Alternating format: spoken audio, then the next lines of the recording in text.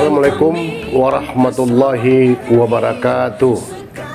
Saya Dr. Firdaus De Wilmar, Kepala Kejaksaan Tinggi Sulawesi Selatan, mengucapkan selamat hari ulang tahun kepada LPP RRI yang ke-75 dengan harapan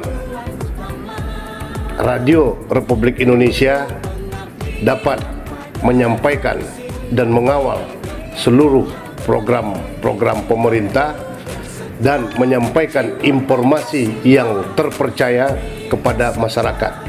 Kedepannya kami berharap RRI dapat menjadi mitra strategis kejaksaan di dalam mengawal misi-misi kejaksaan di dalam menegakkan hukum di wilayah Sulawesi Selatan.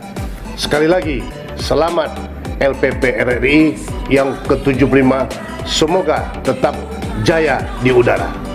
Demikian, wassalamualaikum warahmatullahi wabarakatuh.